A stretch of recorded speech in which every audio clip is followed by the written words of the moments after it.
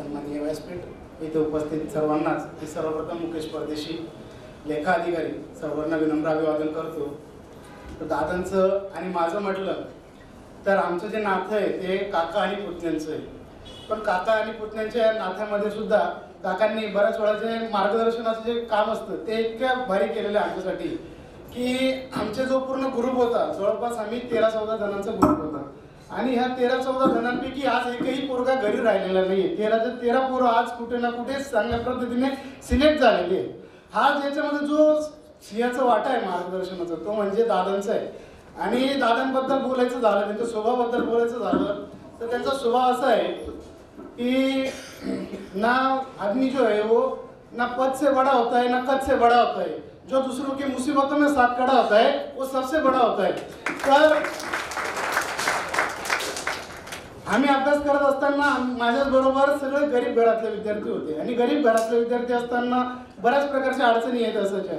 मग त्या अडचणींना जर का काही असेल तर आम्हाला एकच नाव दिसायचं ते म्हणजे दादा भुसे। पण दादा भुसेपर्यंत पोहोचायचं कसं, कारण की काहीतरी मार्ग पाहिजे आम्हाला। मग त्याच्यासाठी आमचा जो एक मोठा अरुंद मार्ग होता तो म्हणजे दादांचा। दादांकडे गेलं की दादा कुठलंही काम एवढ्या वेगळ्या एनर्जीने करायचे की त्याला आम्हाला कुठल्याही प्रकारची कुठलीही अडचण नाही यायची। मग माझे जॉईनिंग ऑर्डर असो किंवा आमच्या बरोबर करणारे विद्यार्थी असो त्यांचे पण विशाले वीरेंद्र यांच्या पण चांगल्या प्रकारचे जे अडचणी होते त्या साहेबांनी एका फोनवरती आणि विदिन काही दिवसामध्ये सॉल्व्ह केल्या। तर दादांबद्दल बोलायचं एवढंच आहे की दादा जे काम करतात तर दादाची जी काम करण्याची जी तळमळ आहे ती गरीब असो कोणी असो कधीच भेदभाव केला नाही आमच्यासोबत सुद्धा।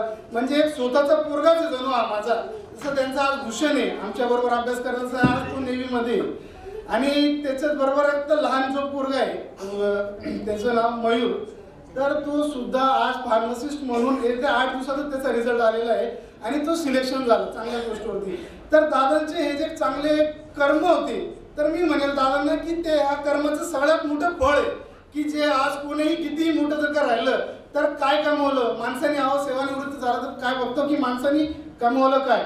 आजच्या ह्या युगामध्ये सगळ्यात मोठं जर का कमवलं आहे दादांना, मी एकदम छाती ठोकपणे सांगतो की दादांचे दोघं पण मुलं आणि आमचा पूर्ण ग्रुप आज निर्व्यसनी आणि ह्या सगळ्यामध्ये जो मार्ग जे पण आहे शिकवण ती सगळीच्या सगळी दादांची।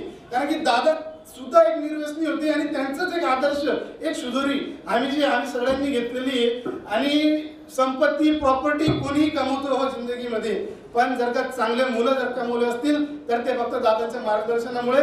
आणि मला अभिमान आहे त्या गोष्टीचा, मला अभिमान आहे त्या गोष्टीचा की आम्हाला एवढं चांगलं नेतृत्व भेटलं। आणि आज बरेचसे आहे की सेवानिवृत्त होत असताना लोकांना नाराजी असेल पण आम्हाला आनंद आहे की आमचे दादा आम्हाला आता 100% अवेलेबल होणार आहे। नाही की आधी तरी शाळेचं वगैरे शेड्यूल असायचं पण आता कुठल्याही प्रकारची अडचण नसेल हे सांगतो की पुढच्या भविष्यासाठी आणि त्यांच्या निरोगी आयुष्यासाठी त्यांना खूप खूप शुभेच्छा देतो। एवढे बोलून मी माझे 2 शब्द संपवतो। खूप खूप धन्यवाद सर। अतिशय मोलाचं मार्गदर्शन म्हणजे मनोगत तुम्ही या ठिकाणी केलेलं आहे। खरंच त्यांचं ऐकत असताना अतिशय हृदयाला म्हणजे जसं आपण शहारे निर्माण होतात त्याचप्रमाणे ते शहारे आमच्या शरीरावरती सुद्धा आले। खूप खूप आभार तुमचं पुन्हा एकदा। मी